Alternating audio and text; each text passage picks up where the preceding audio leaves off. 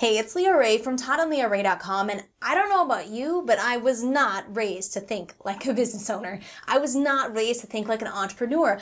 I was raised to be an employee and to grow up always in self-defense mode and seeking security.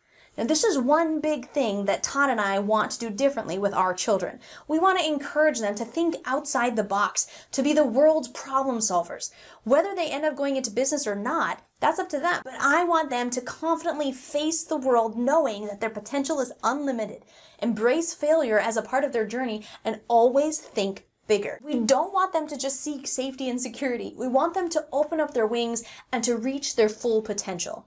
Now, if you're watching this, you're likely an online entrepreneur and likely also feeling the same sort of things. So in this video, I'm going to list out several things that we are doing with our children and plan to do as they grow older to encourage this way of thinking. Maybe you've got your own kids or just nieces or nephews or children in your life that you'd love to support and to help them reach their full potential. And truthfully, please share in the comment what you're doing for the children in your life so that we can all pick up on things and learn from each other. So one big thing is that there will not be any teasing allowed for trying something or failing at something. This was a big thing in my household growing up, not just from siblings, but also from a parent. Honestly, it left a much bigger mark than I realized at the time. Myself and my sisters, we were actually scared to try something new. If we tried and we failed, we knew that we'd be teased or ridiculed. So it was safer not to try, or to only try when we knew we would succeed. Now, this is a surefire recipe for a mediocre life, and I'm very grateful that I grew past it.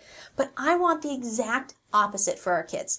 I want to encourage them to try new things and for them to understand that failure is just part of the learning process. So yes, it means no teasing for failure, but it also means celebrating failure, or at least the effort that they put in even though they failed.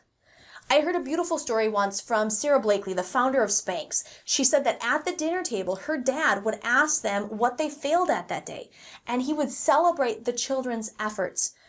She said for her, it reframed what failure really was. She started to see failure as when she wasn't trying. Failure was just not trying something. Failure wasn't attached to the outcome. This is powerful and something that I plan to implement with our kids as they grow. Now, something that we actively do now with our 5-year-old is ask him questions to help him solve his own problems or questions. So as every young kid does, he asks about 1 million questions a day, from why do we do this to how do you spell this word? Instead of just giving him an answer, I try to ask him a series of questions so that he can come up with the answer himself. So if he asks how to spell a word, I tell him to sound it out. If he gets stuck, I ask him what letter makes the sound that he's stuck on. Then he gets it and he moves on till he's spelled out the whole word. And if he makes a mistake, say using an F instead of a PH, because why would a 5-year-old know that? I praise him for understanding the sounds, but then I explain that sometimes PH is used instead of the F sound in words. If he asks, why can't I play in the road? My answer is, why do you think? And he can usually string together a few good reasons for something when he actually has to think of it himself. I use the phrase, why do you think? A lot with him. And it does encourage him to think and try to solve things on his own. Once he's offered a few answers, I can expand on what he said and give a bit more explanation as needed.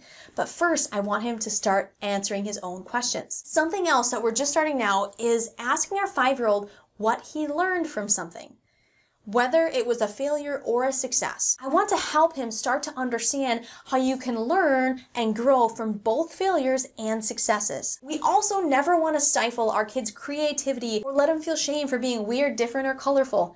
Yes, our son loves bright colors, putting together really bright outfits, or selectively mismatching his socks. Have at it, kiddo. I love that he doesn't care what others think and just wants to be him. Our kid comes up with crazy names for his toys, like Voxy for this little toy otter he has, and we just roll with it. He loves dancing, he loves hats, he loves music, he loves making up songs, and we encourage it all.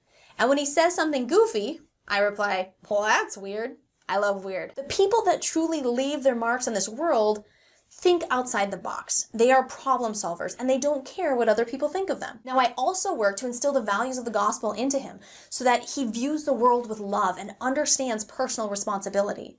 With this combination, he can grow up to be a businessman, a scientist, a humanitarian, a saint, or all of the above. Now, please share what's working for your family so that we can all learn together. And know that we are rooting for you. We are here to help you create the time freedom that you and your family deserve. So make sure you subscribe so that we can help you do that. If you're new to the channel, say hi so that we can welcome you to the community. Again, this is Leah Ray from TiledandLeahRay.com, and I'll see you soon.